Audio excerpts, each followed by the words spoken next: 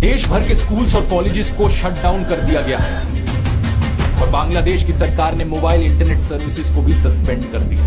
মুক্তিযোদ্ধাদের নাতিপুতিরাও পাবে না, তাহলে কি রাজাকারের নাতিপুতিরা পাবে?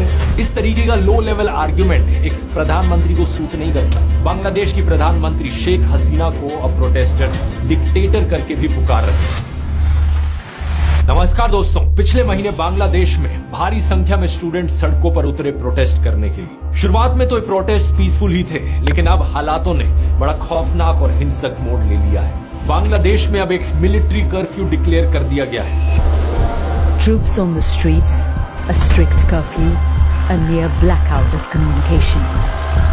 देश भर के स्कूल्स और कॉलेजेस को शट डाउन कर दिया गया है और बांग्लादेश की सरकार ने मोबाइल इंटरनेट सर्विसेज को भी सस्पेंड कर दिया। इन वायलेंट क्लैशेस में अब कम से कम 150 लोग मारे जा चुके हैं और हजारों जख्मी हैं। बांग्लादेश की प्रधानमंत्री शेख हसीना को अब प्रोटेस्टर्स डिक्टेटर करके भी पुकार रहे हैं। आखिर क्या कारण है इस सब के पीछे? आइए समझते हैं इस पूरी सिचुएशन को विस्तार से आज के इस वीडियो में।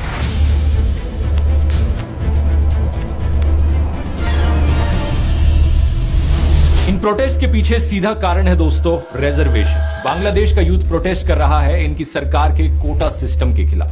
वो कोटा सिस्टम जिसके अनुसार 56% नौकरियां बांग्लादेश के पब्लिक सेक्टर में रिजर्व्ड हैं अलग अलग सेक्शंस ऑफ सोसाइटी के लिए। इसका मतलब सिर्फ 44% ऐसी नौकरियां हैं जहां पर मेरिट के बेसिस पर नौकरी मिल सकती है। ये सिस्टम इंडिया से काफी अलग है क्योंकि यहाँ पर मेजोरिटी रिजर्वेशन कास्ट के बेसिस पर नहीं बल्कि फ्रीडम फाइटर के बेसिस पर हो रही है। इसे बेहतर समझने के लिए हमें थोड़ा बांग्लादेश की हिस्ट्री में जाना होगा। आजादी मिलने से पहले, जैसा कि आप जानते ही होंगे, बांग्लादेश पाकिस्तान का एक हिस्सा हुआ करता था। उस वक्त इसे ईस्ट पाकिस्तान करके बुलाया जाता था और आज के दिन के पाकिस्तान को वेस्ट पाकिस्तान कहा जाता था। उस जमाने में ईस्ट पाकिस्तान के खिलाफ सोशल डिस्क्रिमिनेशन हुई। मेजॉरिटी लोग यहाँ पर बंगाली बोलते थे और 10% से भी कम ऐसे लोग थे जो उर्दू भाषा में बात किया करते थे। लेकिन फिर भी वेस्ट पाकिस्तान ने उर्दू भाषा को इम्पोज किया ईस्ट पाकिस्तान पर। इसके अलावा इकोनॉमिक डिस्क्रिमिनेशन हुई। देश के 59% एक्सपोर्ट्स ईस्ट पाकिस्तान से आते थे, लेकिन सिर्फ 25% इंडस्ट्रियल इन्वेस्टमेंट्स ईस्ट पाकिस्तान के पास जाती थी। नवंबर 1970 में जब भोला साइक्लोन आया,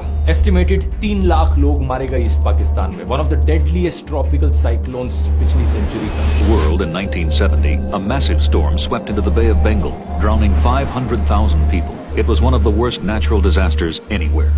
लेकिन वेस्ट पाकिस्तान ने कोई ज्यादा एफर्ट नहीं किया रिलीफ प्रोवाइड करने में यहाँ के लोगों को। और इतना ही नहीं, पॉलिटिकल डिस्क्रिमिनेशन भी हुई।